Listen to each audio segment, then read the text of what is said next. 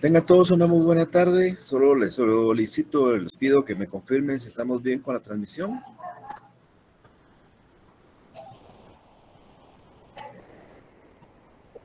Buenas tardes, licenciados. Eso sí está bien. Tan amable, le agradezco mucho. Bien, reitero mis saludos. Hoy tenemos el último tema que va a ser evaluado en la próxima sesión, en el próximo examen de la semana entrante. Así que quiero que tratemos de resolver cualquier duda, cualquier inquietud que tuvieran ustedes, tanto de los temas que hemos abordado desde el primer día de clases hasta el día de hoy, así como también temas relativos a la evaluación que nos corresponde la semana entrante. El tema que vamos a concluir hoy es el tema de las excepciones previas ya en lo particular. El día martes yo estuve hablando de las actitudes del demandado. Les resumo que el demandado puede tomar dos actitudes principalmente, que es negar la demanda o aceptar la demanda, contestar en sentido negativo o allanarse, que son los términos que se utilizan jurídicamente. Pero también yo mencionaba que antes de entrar a contestar la demanda del demandado, este puede buscarle efectos a la demanda, la falta de algunos presupuestos procesales que tienen necesidad de existir para que sea el proceso válido. Esta falta de presupuestos procesales se atacan a través de lo que van a ser las excepciones previas. Igualmente, el día martes hablé que no solo excepciones previas existen, también existen excepciones perentorias, cuya característica es que son indominadas y que atacan la pretensión. Por eso se llaman perentorias, porque hacen perecer. Y abordamos la existencia de 4 excepciones mixtas, pero que esto es doctrinario, porque son excepciones que si están en la ley como previas y se tramitan como previas, pues de acogerse sus resultados son perentorios. Estoy hablando de las 4 últimas del artículo 116, como la prescripción, la caducidad, la cosa juzgada y la transacción. Pero ya entrando en materia, entonces el día de hoy vamos a hablar de las excepciones previas en particular. Mencionábamos el artículo 116 y el artículo 117, explicándoles a ustedes que existen 12 excepciones previas según estos artículos. Por un lado, la excepción previa, perdón, disculpen que le ingreso a alguien ahí, me dejó un poquito fuera de lo que estaba platicando. Pero les decía yo, entonces teníamos las excepciones previas como mecanismos de defensa. Pero recuérdense que las excepciones previas son mecanismos de defensa que atacan la forma, no atacan el fondo, como lo son las excepciones perentorias. Entonces, cuando ustedes lleven y reciban una demanda, lo primero que tienen que analizar de la demanda, más que entrar a discutir el fondo, es determinar si esa demanda cumple con ciertos presupuestos procesales que impedirían en algún momento decidir sobre el fondo del asunto. Estos presupuestos procesales, mencionaba yo en la sesión anterior, normalmente van encaminados a temas de competencia, requisitos de la demanda, temas de personalidad, capacidad, personería de las partes, el tiempo para plantear la demanda, la existencia de procesos idénticos, etcétera, etcétera. El artículo 116 regula 11 excepciones, que de hecho vamos a hablar aquí, que son un poco más, y el artículo 117 una excepción más. En sumas dan 12 excepciones, como voy a hablar más adelante, que en términos generales se convierte realmente en 15 excepciones, ya que la que está en el numeral séptimo de ese artículo 116 realmente contiene varios supuestos que aquí voy a tratar de explicar. Otra de las cosas importantes que también ustedes deben de recordar, que todas estas excepciones, como suspenden el proceso, son excepciones que se tramitan en la vía de los incidentes. Dentro de la clasificación de los incidentes, estas se encuadran cabal entre las excepciones de sucesiva sustanciación. ¿Por qué razón? Suspenden el proceso y una vez concluido el proceso, pues debe sustanciarse ya, una vez concluido el incidente, debe sustanciarse el proceso sucesivamente. Por eso son de sucesiva sustanciación. E igualmente hay excepciones en las previas que pueden ser excepciones de derecho, como pueden ser excepciones de hecho. Van a ser excepciones de hecho aquellas en las cuales se debe demostrar o se debe de probar algunas de las circunstancias que motivan la excepción y por consiguiente debemos de probarla. Es cuando la excepción es de hecho, se abre a prueba por 8 días. Cuando la excepción previa es de derecho, pues el incidente no se abre a prueba. Pero eso ya lo explicamos en unas sesiones anteriores. Las excepciones que están numeradas en artículos 116 y 117 son las que en este momento estoy colocando yo en la filmina, en la pizarra. Como yo les decía, son 12 excepciones, pero la del numeral 7 realmente tiene varios supuestos que aquí vamos también a explicar. La tarea el día de hoy es tratar de explicar cada una de estas excepciones que ustedes tienen en la pantalla, tratando de dar ejemplos, explicar en qué consisten, cuándo proceden, etcétera, etcétera. Recuérdense ustedes que estas excepciones son de forma.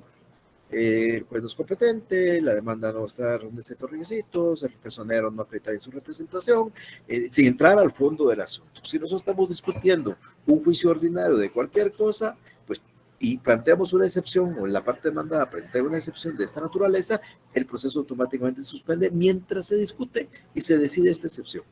Una vez se discute y se decide y se declara sin lugar, continuaremos con el proceso. Por eso estas excepciones, que son de previo pronunciamiento, y por eso se llaman previas, también se llaman dilatorias porque la contestación de la demanda se dilata o se retrasa para una posterior ocasión. Y entrando en materia, vamos a encontrar la primera excepción, que se denomina excepción de incompetencia.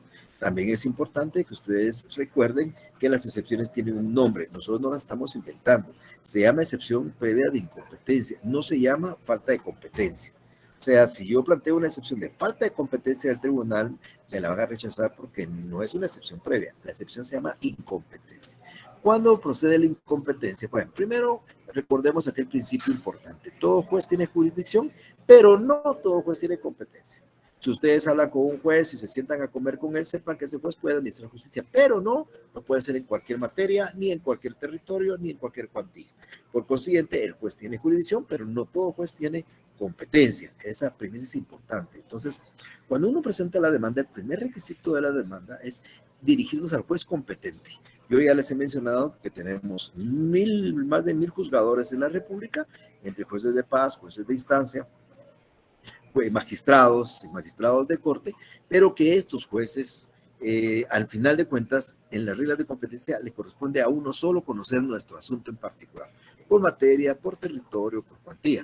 Pudiera ser el caso que pudieran ser 2, pero en el ejemplo, que son casos muy supuestos, pero de los 1000, puede ser 1 o pudiera ser un máximo de 2, puede ser los que pudieran hacer. Entonces, ¿cuándo va a proceder una excepción de incompetencia? Cuando lógicamente el juez que está conociendo no es competente por materia, por territorio o por cuantía. Esas reglas de competencia, ustedes ya las conocen, están establecidas desde a partir del artículo 7 hasta el artículo 24 del Código Procesal Civil y Mercantil. De tal manera que cuando ustedes determinen que el juez que está conociendo el caso no es un juez competente, pues habrá que plantear la excepción de incompetencia. Tal vez solamente para terminar con esta explicación, ustedes no podrían plantear en la ciudad capital una demanda menor de 50,000 quetzales ante un juez de primera instancia civil, porque el juez competente es el juez de paz. O viceversa, no podrían plantear una demanda de 75,000 quetzales ante un juez de paz cuando el competente es un juez de primera instancia. Si así lo hicieran, ahí es donde procede una excepción de incompetencia. Lo mismo sucedería si ustedes tendrían que plantear la demanda en Zacatepeques, pero por ahorrarse tiempo, por evitar, lo hacen en Guatemala cuando el juez competente es de Zacatepeques. Habrá que plantear la excepción de incompetencia. Una segunda excepción es la excepción de litispendencia. La excepción de litispendencia, tal y como lo estoy poniendo en la pizarra, es una excepción que procede cuando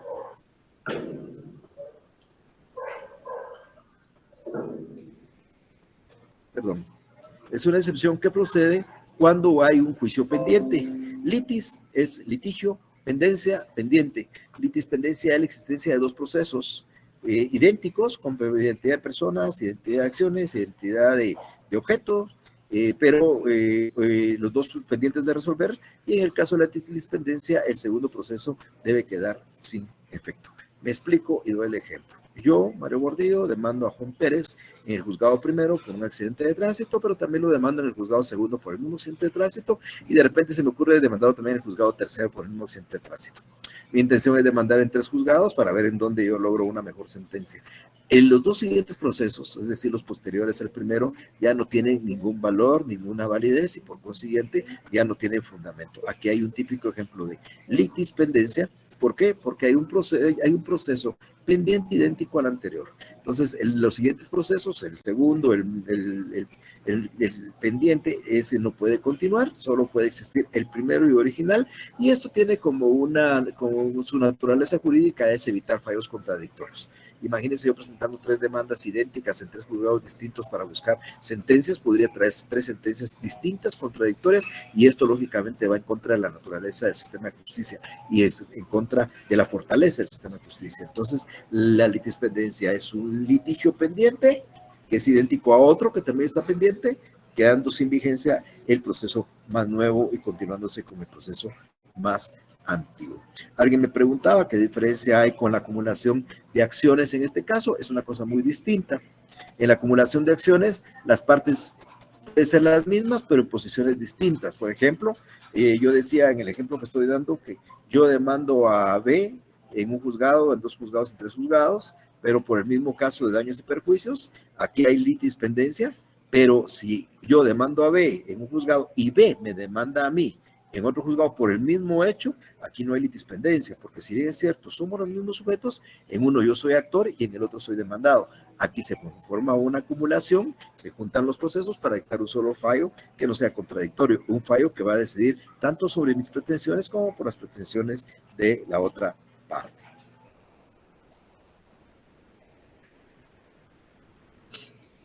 Entonces, esta litispendencia, como estoy poniendo acá, es una expresión española que significa litigio pendiente, porque existen identidad de personas y de partes. Algo sobre la litispendencia regula el Código Procesal Civil 540, que les recomiendo que lo puedan leer, que dice que cuando se entabla una demanda que es igual a otra, ante un juez competente, siendo las mismas personas y las cosas sobre las que se litiga, se declarará la improcedencia del segundo juicio y se condenará al actor en costas, daños y perjuicios.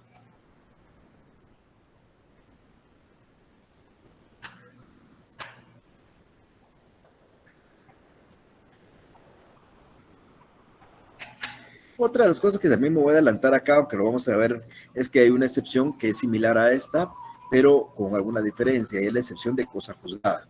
En la excepción de cosa juzgada también hay 2 procesos, con identidad de personas, cosas, secciones, pero uno de los procesos ya está terminado y ya está juzgado.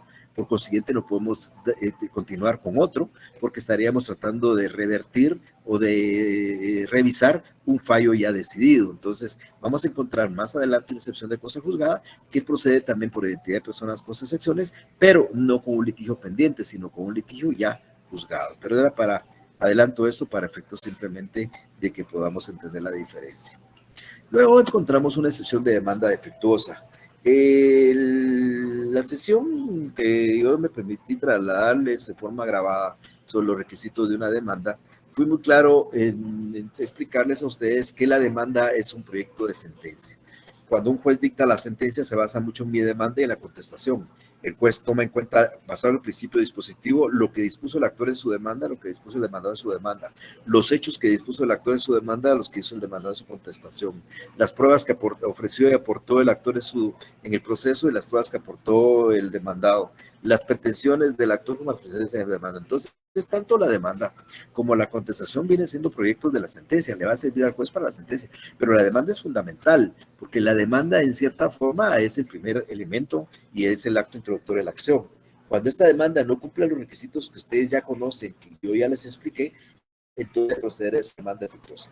Hay distintos motivos por los cuales puede prosperar. Normalmente los más importantes son cuando no hay claridad o hay imprecisión en los hechos y en las peticiones. Es decir, en el ejemplo que hablamos el martes, donde hablábamos de una fecha 2017, pero en las peticiones hablaba de 2007, hay una imprecisión que le impediría al juez dictar una sentencia al final. Por consiguiente, esto hay que corregirlo y ahí hablamos de una demanda defectuosa.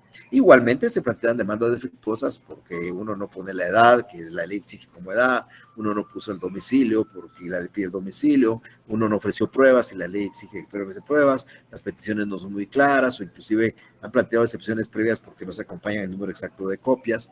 Entonces, estas cuestiones, pues es cuestión de cada quien. De hecho, quiero comentarles que es la excepción que mayormente se interpone. pero muchas veces no para que la demanda se corrija, sino más que todo para retardar la contestación, para evitar tener que hacer la contestación en 9 días, sino esperar a que se resuelva el incidente y después podamos entrar ya a considerar. Entonces, la excepción de demanda defectuosa va a prosperar cuando ese primer escrito, ese primer memorial, no reúne los requisitos de toda primera solicitud o de la demanda que establece la ley. Pero reitero, principalmente es cuando la demanda no es precisa ni es congruente entre los hechos y la petición.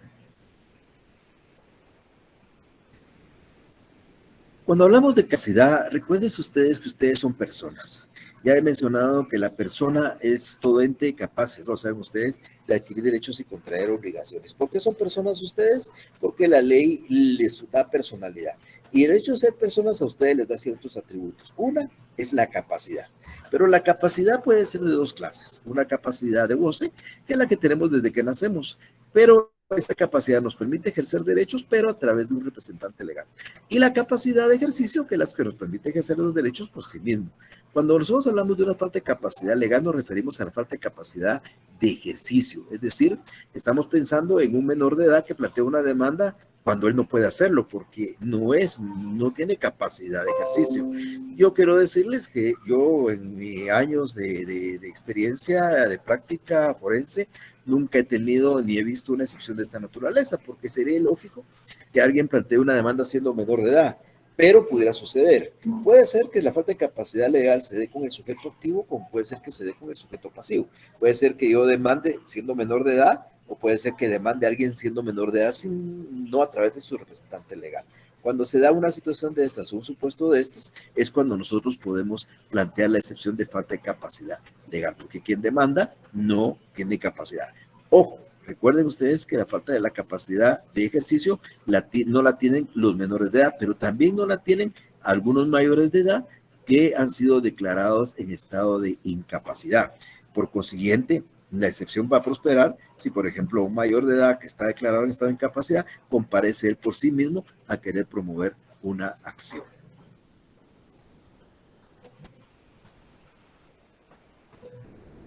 El Código Procesal Civil, pues dice que tiene capacidad para litigar todos aquellos que tienen el libre ejercicio de sus derechos, que son mayores de edad y que no se encuentran declarados en estado de incapacidad.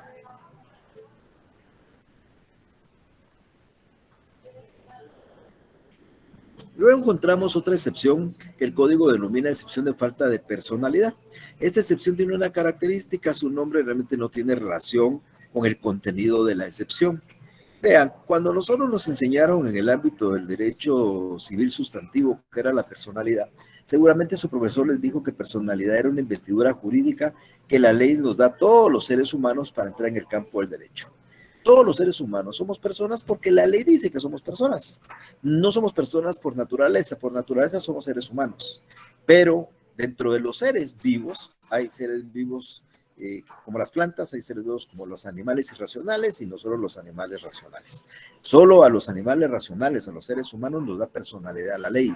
No se le da a los irracionales ni se le da a las plantas. Por consiguiente, las plantas no pueden ser sujetos de derecho ni los animales irracionales, pero sí el ser humano.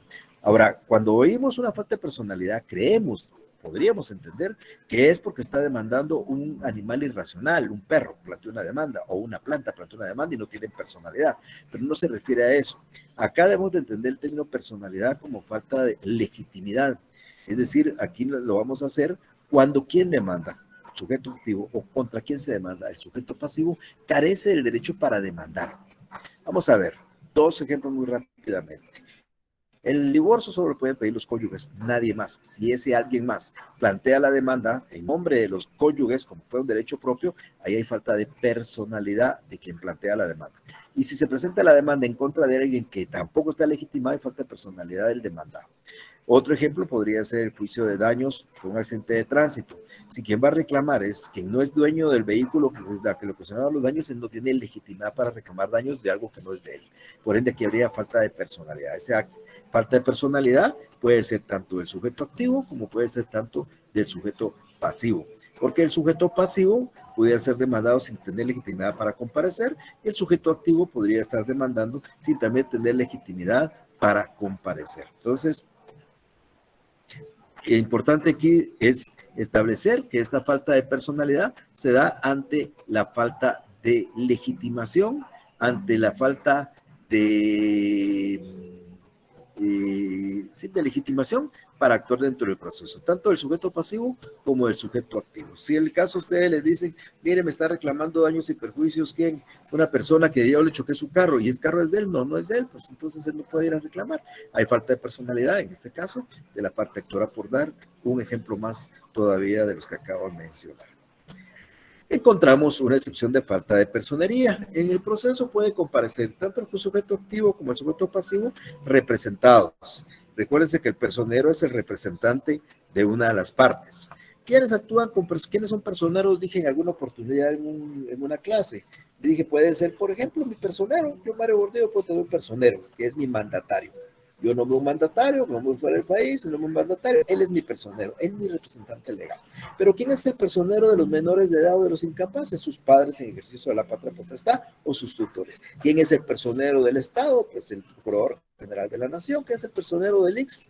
Pues el presidente del Instituto Guatemalteco de Seguridad Social. ¿Quién es el personero de la universidad? Pues el rector de la universidad. Ellos son personeros, a esos son los representantes. Las entidades jurídicas, como las personas individuales, pueden actuar a través de personeros.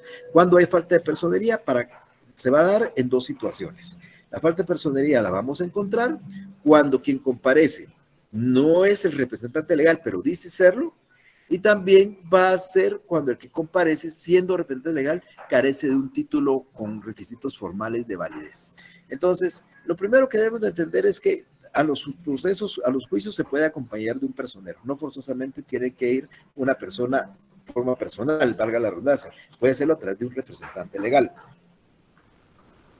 Para algunos es obligatorio, menores de edad incapaces, para otros es voluntario. Yo que quiero nombrar un representante, un mandatario. Pero la falta de personería la vamos a encontrar entonces cuando quien aduce que es representante no tiene título para representarnos. Y cuando aquel que sí tiene el título, ese título carece de algún requisito o algún elemento.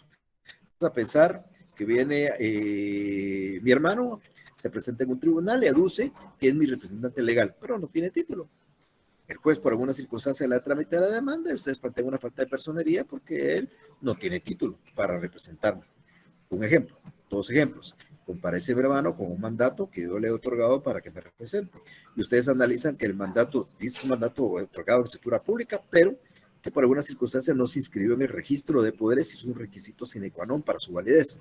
Pese que tiene título, este título carece de ciertos requisitos, por lo cual hay falta de personería también de él para actuar dentro del proceso. Esa es la excepción de falta de personería. Hay una última excepción, que esta excepción quiero que le pongan mucha atención a ustedes. Esta excepción es la excepción que yo les decía que hay distintas ocasiones a si esta excepción es una o esta excepción es varias. Yo tengo mi propio criterio, sin embargo, al final vamos a tratar de analizar todos. Primero, creo que para esto voy a intentar irme al Código Procesal Civil para explicar esto y que quiero que tengan muy presente. Si ustedes tienen su Código Procesal Civil a la mano, por favor, o no lo tienen, pero tomen nota de lo siguiente. El numeral séptimo de ese artículo 116 literalmente dice, como aparece en la pantalla, falta de cumplimiento del plazo o de la condición a que estuviera sujeta la obligación o el derecho que se haga valer. Muchos de los códigos que ustedes tienen físicos, y también me imagino que también pueden ser electrónicos, van a encontrar que en ese numeral 7 falta la primera disyunción o. Normalmente se lee falta de cumplimiento del plazo de la condición. Eso está malo. Por favor, hagan esa corrección. Se llama falta de cumplimiento del plazo o de la condición. En muchísimos códigos hemos encontrado ese error. La O no aparece y entonces se lee falta de cumplimiento del plazo de la condición. Pero no es así. Es falta de cumplimiento del plazo o de la condición. Acá encontramos varios supuestos. Como habla de plazo o de condición, la pregunta ¿es lo mismo plazo o condición? Y la respuesta es que no. ¿Por qué? Porque el plazo jurídicamente es un tiempo legal o contractual que se ha establecido para que la obligación o el derecho produzca efectos. Yo tengo una deuda, hemos pactado que la deuda se tiene que pagar el 31 de mayo y ustedes presentan la demanda el 25 de abril. Si ustedes presentan una demanda donde hay un plazo que se vence hasta el 31 de mayo, yo les voy a plantear a ustedes esta excepción, pero es una excepción por falta de cumplimiento del plazo, porque la condición no es un tiempo, la condición es un acontecimiento que es futuro y es incierto.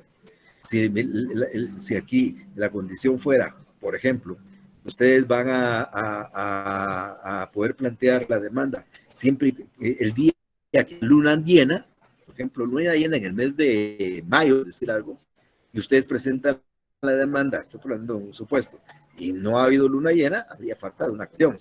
Claro, no va a venir un ejemplo de esa naturaleza, pero más práctico lo que a veces. Ustedes van a cobrar la obligación, por ejemplo, el día que nazca mi nieta. Mi tercera nieta, tengo dos, la tercera nieta. Entonces, si ustedes presentan la demanda sin que se haya dado ese conocimiento, aquí hay una falta de cumplimiento de una condición. Una cosa es condición, la otra es plazo. Entonces, atendiendo a estas cuestiones, pues lo mismo pasa con el derecho y con la obligación. El derecho y la obligación vienen consistiendo cosas completamente distintas. En el caso del derecho, pues hay un conjunto de leyes, de normas, directrices, reglamentos en beneficio de las personas que conforman la sociedad. El derecho viene siendo subjetivo, de tal manera que ustedes deciden si ejecutan o no ejecutan el derecho. Es flexible porque esta es una decisión personal. Ahora, la obligación es algo muy distinto, pues en este caso es una obligación. El derecho es subjetivo, ustedes decían, bueno, pero la obligación es obligatoria, valga la redundancia, es obligatoria, hay que cumplirse. Entonces, es una discusión más imperativa, es coercitiva. Entonces, ante esas ideas de que plazo y condición son cosas distintas, de que derecho y obligación también lo son, entonces la idea es que esta excepción tiene 4 supuestos. Estos 4 supuestos son distintos y los vamos a tratar de analizar acá. Están bien determinados. Y entonces esa excepción la vamos a dividir en 4. La primera excepción la podemos denominar falta de cumplimiento del plazo a que estuviera sujeta la obligación. Esto significa que aquí no ha transcurrido un tiempo para una obligación coercitiva, para la exigencia de una obligación imperativa.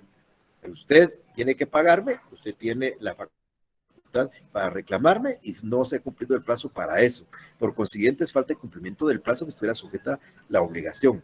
El segundo supuesto es, en la misma forma, pero en lugar de plazo, condición. Falta de cumplimiento de la condición a que estuviera sujeta la obligación. Es por la existencia de un hecho incierto, no determinado ni fijo como el plazo, que ahí sí está bien determinado. Acá es por la falta, el incumplimiento de ese acontecimiento futuro e incierto.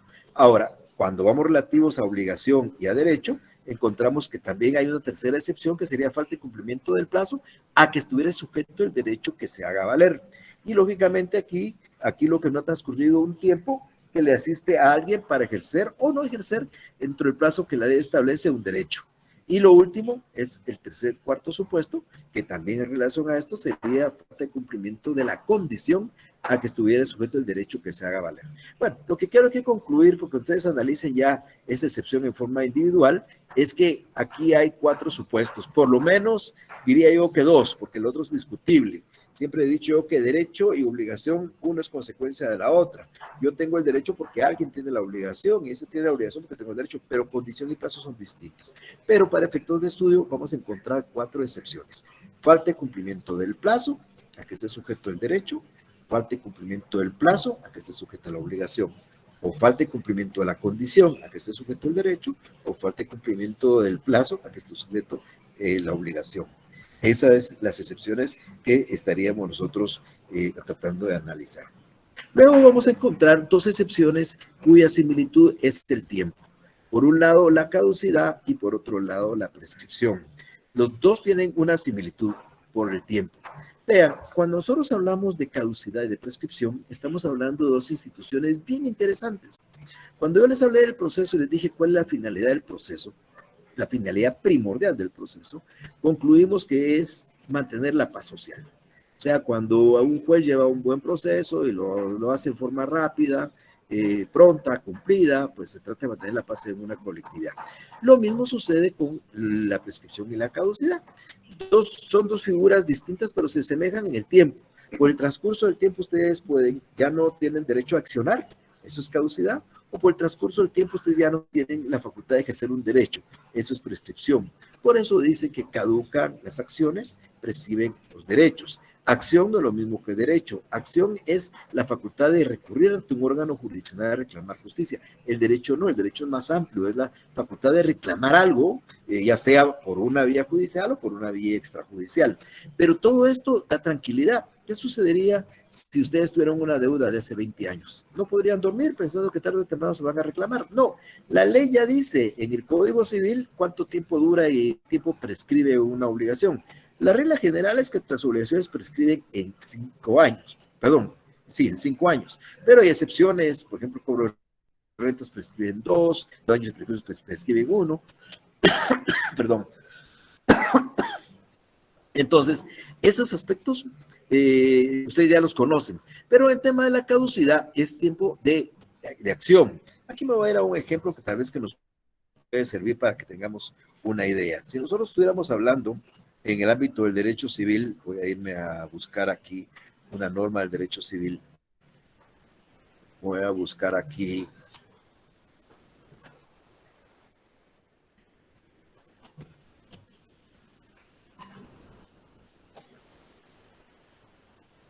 Si ustedes se van, por ejemplo, aquí al artículo, vamos a ver, déjenme ver.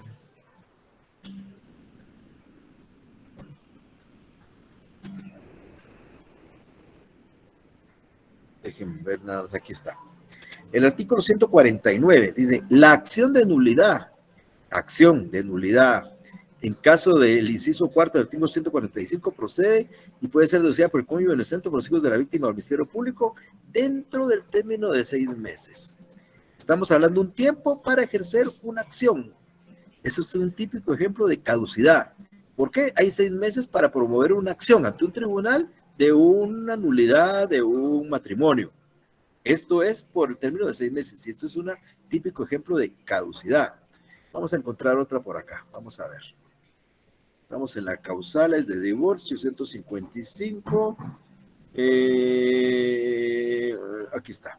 El 158. El divorcio y la separación, que son acciones, solo pueden solicitarse por el cónyuge que no ha dado a causa a él y dentro de los 6 meses siguientes del día que haya llegado a su conocimiento el hecho que funde su demanda. Entonces, en caso de un divorcio, yo tengo 6 meses para plantear el divorcio. La caducidad se va a dar por tiempo, pero va dirigida a las acciones. Si ustedes no promueven la demanda en el tiempo que la ley dice o en el tiempo que las partes pactaron, automáticamente caduca su derecho de y eso es lo que nosotros vamos a conocer, reitero, como caducidad. Tiene una similitud con la prescripción, que también la voy a hablar en un momento, pero que se va a dar por el transcurso del tiempo, pero que nosotros no podemos, no promovemos la demanda. Entonces, la caducidad normalmente se señala, el tiempo de la caducidad se señala por la ley o por los particulares. Esa es una característica que le diferencia a la prescripción, porque la prescripción solo está establecida en la ley, no la pueden pactar los particulares. Y otra de las diferencias que también voy a explicar en este momento, es que la prescripción se puede interrumpir, la caducidad no. Si ustedes les dan 6 meses para plantear una demanda por una causal de divorcio, hoy es la causal de divorcio, hoy es 31 de enero, ustedes tendrían hasta el 30 de junio, para que, no sé, enero, febrero, marzo, abril, mayo, junio, hasta julio, para poder plantear ustedes su causal. Mientras que ustedes tienen una obligación que va a prescribir en 5 años y ya van 3, si ustedes hacen un pago parcial, automáticamente se comienza a contarse nuevamente los 5 años por la obligación que ustedes interrumpieron. Pero eso pues es parte de lo que ustedes creo que ya conocen cuando hablaron y estudiaron el tema de prescripción. Hay que ser muy importante resaltar que la prescripción existe desde un punto de vista positivo y negativo. O sea, nosotros encontramos que hay una prescripción adquisitiva y una prescripción extintiva. Si no se acuerdan de la prescripción adquisitiva, es la prescripción por la cual a través del tiempo adquirimos derechos. ¿Qué derecho se puede adquirir por el transcurso del tiempo? Bueno, ustedes ya se recordarán de una figura que se denomina usucapión. Usucapión, por favor, no van a tomar lo que usucapión es Universidad de San Carlos Campeón. No, usucapión es un modo originario de adquirir la propiedad por el transcurso del tiempo de poseer un bien con justo título, en nombre propio, sin violencia, en forma pacífica, de buena fe, etcétera, etcétera. Eso es un modo de adquirir por el tiempo. Y no se refiere a esa prescripción la excepción. La excepción que estoy hablando se refiere a la prescripción extintiva, cuando por el transcurso del tiempo yo pierdo el derecho a reclamar. Entonces, si yo tengo a mí me deben rentas y pasan 5 años y quiero cobrarlas, la ley dice que tenía 2 años para hacerlo. No lo hice, voy a perder el derecho de hacerlo. Esa es una prescripción extintiva y es la pérdida de derechos por el transcurso del tiempo. Entonces, vamos a encontrar la adquisitiva positiva, que es la que estoy hablando, que se llama usucapión, y la extintiva, donde se distingue, que es a la que se refiere esta excepción. Es una prescripción extintiva, negativa o liberatoria. Es la que libera de las obligaciones. Bueno, otra excepción previa a la de cosa juzgada. Miren, cosa juzgada es el elemento fundamental de la jurisdicción. Yo lo que les he dicho a ustedes es que lo que diferencia a un juez de los diputados y del presidente es que sus decisiones pueden quedar firmes y nadie las puede variar.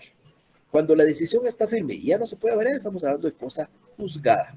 Sin embargo, vamos a encontrar 2 clases de cosa juzgada. Una cosa juzgada se llama cosa juzgada formal, que es cuando el asunto termina y ya no puede ser revisado dentro del mismo juicio, pero se permite en cierto tiempo poder promover un juicio para que la revise y pueda cambiarse.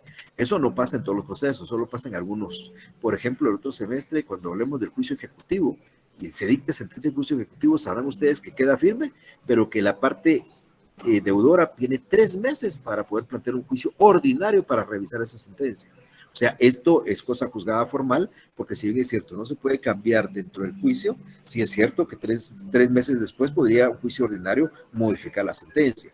Y lo mismo vamos a encontrarla en los juicios interdictales, que vamos a ver el semestre entrante en el juicio oral. Cuando un interdicto se decide sobre un tema de posesión, eso puede cambiar por un juicio ordinario posterior, pero eso es cosa juzgada formal. Normalmente lo que existe es la cosa juzgada material, donde el fallo no puede ser cambiado por nada del mundo. Entonces, cuando ustedes tengan una sentencia ya firme que no hay, esa sentencia causa tal firmeza que el asunto no se puede volver a replantear. Si sucediera que ustedes tienen una demanda A contra B por un asunto C ya finiquitado y ya juzgado, otra vez A no podría intentar ir a plantear otra demanda contra B por el mismo asunto porque le vamos a plantear esta excepción de cosa juzgada. ¿Cuál es la similitud entre cosa juzgada y litispendencia? 2 procesos, en ambos 2 procesos. Identidad de personas, identidad de cosas, identidad de acciones. Pero en la litispendencia, los 2 procesos pendientes, en ninguno se ha resuelto nada. En la cosa juzgada, en uno ya está juzgado. Esa es la diferencia entre una excepción y la otra. Es bien importante recordar entonces, porque esto es la razón de ser de la jurisdicción, es que la cosa juzgada simple y sencillamente es una sentencia firme donde ya resulta imposible plantear cualquier revisión. Penúltima excepción regulada y última en el artículo 116 es la excepción de transacción. Cuando ustedes recordarán que la transacción, eso lo vieron en derecho de obligaciones, la transacción es un contrato por el cual las personas mediante concesiones recíprocas dan fin a un juicio. Vamos a ver, vamos a pensar en un ejemplo. A mí me choca mi carro, el señor que choca mi carro me dice que quiere pagarme, que él está de acuerdo, que por supuesto él tiene la culpa y hacemos una transacción. Yo le digo, mire, al señor, usted me debe, por la reparación son 100,000 quetzales, y él me dice, ay, mire, yo no tengo 100,000, pero le pago 80 y se lo va a pagar en 10 meses a 8,000 mensuales. Y hacemos un contrato de transacción. ¿Qué es ese contrato? Un contrato mediante el cual, mediante concesiones recíprocas, ¿dónde está la concesión recíprocas? Yo quería 100 y acepté 80. Él acepta pagarme los 80 en pagos. Entonces, ahí hay una transacción. Firmamos la transacción y cada uno para su casa. Al día siguiente yo me arrepiento, yo no quiero la transacción, ahora voy a plantear el juicio ordinario, planteo un juicio ordinario para cobrarle a él los 100,000. Él me va a plantear la excepción de transacción. Entiendo que yo ya había llegado a un acuerdo y eso ya no se puede revisar, porque esta transacción en cierta forma tiene una naturaleza como de cosa juzgada. Ese asunto ya está decidido, está terminado, está finiquitado por voluntad de las partes. Por consiguiente, si ya está terminado por voluntad de las partes, ahora no puede venir otra parte a querer replantearlo cuando esto ya está decidido. Aquí es donde procede la excepción de transacción. Una excepción interesante, por supuesto, ¿verdad? Recuérdense que cualquier persona puede transigir. Esta transacción es voluntaria, no es forzosa, a nadie los van a obligar, pero si ustedes llegan a firmarla, automáticamente renuncian a poder iniciar un proceso con posterioridad. Entonces se va a proceder esta excepción cuando se promueve una demanda, habiendo existido previamente un acuerdo en el cual se ha decidido darle fin a al punto litigioso que ahora se quiere discutir en una demanda. Por último, mis estimadas amigas y amigos, encontramos una excepción que está separada del 116 y lo encontramos en el 117. Se denomina excepción previa de arraigo. Aquí no hay que confundir esto con la medida cautelar de arraigo. Vamos a ver. La medida cautelar de arraigo es una medida que yo planteo en contra del futuro demandado o en contra del demandado para que no abandone el país sin dejar a una persona apoderada. Yo planteo una medida de arraigo y le pido al juez que arraigue al demandado y el juez ordena a la Dirección de Migración para que ésta no permita la salida de la persona por las fronteras del país, sin dejar un apoderado con facultades suficientes para representarlo en juicio. Eso es la medida cautelar de arraigo que ustedes ya expliqué en una oportunidad anterior. Ahora, la excepción previa de arraigo tiene una característica. La plantea el demandado en contra del actor, pero este actor forzosamente debe ser un extranjero. O sea, viene un mexicano, plantea una demanda en contra mía, o viene un norteamericano, plantea una demanda en contra mía, viene un salvadoreño, plantea una demanda en contra mía, y yo puedo pedirle al juez que para que ese juicio continúe, ese actor extranjero garantice el proceso. Que le fije una garantía, que la pague o la constituya, para saber yo, estar seguro que él no va a dejar abandonar el juicio, se va a ir y me va a dejar a mí con medidas cautelares y me va a dejar con un montón de cuestiones. Entonces, cuando a mí me presenta una demanda y el actor es extranjero, yo puedo plantear la excepción judicato in solve, excepción de arraigo, para que el juez le fije una garantía y que esa garantía, una vez constituida, puede proceder el juicio. Si no la constituyen, entonces el juicio se va a dar por terminado. Aquí hay una excepción a esta regla y esto es basado a un principio de reciprocidad en el derecho internacional. Y es que esta excepción, cuando el extranjero demuestra que en su país de origen no le exigen lo mismo al guatemalteco, entonces no va a prosperar ni va a ser necesaria la garantía. Esto les decía yo que es por pura cuestión de reciprocidad. Esto aparece en la ley. Si el extranjero demuestra que en su país de origen no le piden al guatemalteco una garantía, entonces el juez lógicamente no le va a fijar garantía al extranjero. Pero cuando un extranjero presente una demanda, si ustedes quieren que garantice que va a seguir con el proceso hasta el final y usted no lo va a perjudicar con un proceso tal vez infundado, pidan ustedes y planteen la excepción previa de arraigo. ¿Ok? Eso es más o menos la idea de estas excepciones. 12 conforme al código, 15 en la práctica por lo que acabo de explicar, y ustedes me dirán ahora si queda algo claro, les doy la oportunidad de que me pregunten de cualquier cosa. El examen va a ser la próxima semana, yo recuerdo que es el jueves, el examen va a iniciar a las 4 en punto, va a terminar a las 5 en punto, cuando dé 5 y 1 minuto se va a cerrar el examen y no van a poder enviar ninguna respuesta ya, y recuérdense que algunos pues lo que han hecho es pues han sometido a un examen extraordinario, ya quienes ya lo experimentaron pues saben que es un examen oral, lo hacemos por vía de WhatsApp, pero por video, varias preguntas, y bueno, es una experiencia bonita, pues si ustedes quieren y están interesados en ella, de hecho así les va a tocar dentro de un año y medio, cuando tengan que enfrentarse ustedes al grupo de profesores que lo vayan a examinar en su examen técnico profesional, pero bueno, es una decisión de ustedes. Mi consejo es que su examen lo concluyan y lo envíen por lo menos faltando un par de minutos para la hora indicada. Así que les dejo el uso de los micrófonos para lo que quieran preguntarme. José Alfonso, por favor.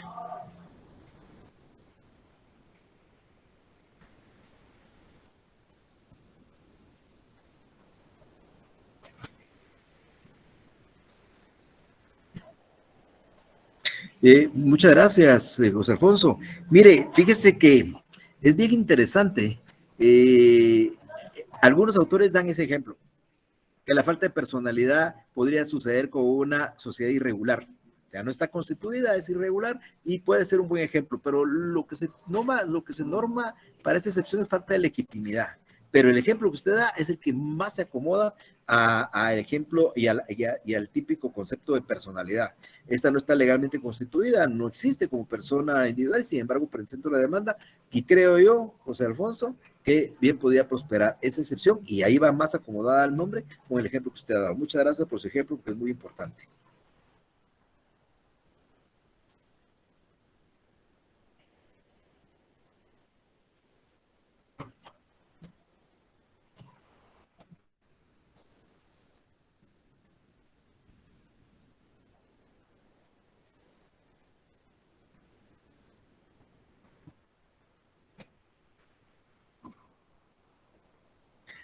Entonces, también le entendí su pregunta. Mire, pues, le voy a explicar de una vez para que sepa, no es un recurso.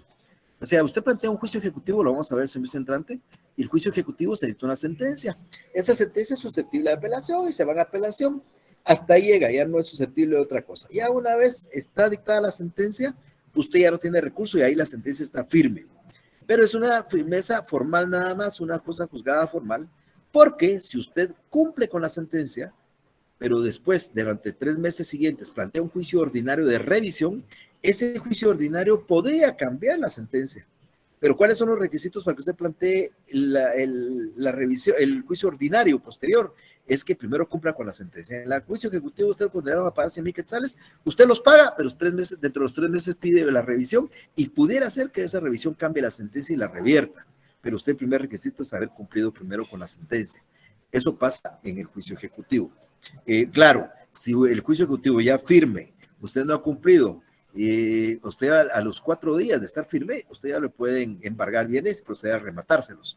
No es necesario esperar los 3 meses para decir que todavía falta algo más. Claro, usted tiene el derecho en 3 meses de plantear eso para revertir el fallo. Pero así como usted lo dice, efectivamente, mientras sea cosa juzgada formal, si ya transcurren 3 meses y no él planteó un juicio ordinario, eso se convierte en cosa juzgada material. Así es, exactamente. A usted.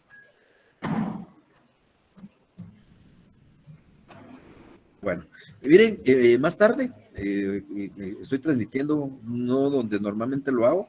Cuando yo me traslade ya a mi hogar, en la noche yo voy a trasladarles, tal vez en un momento, a ver si lo puedo hacer, voy a trasladarles a ustedes los resúmenes, creo que 3 últimas clases que todavía no los he subido al Facebook.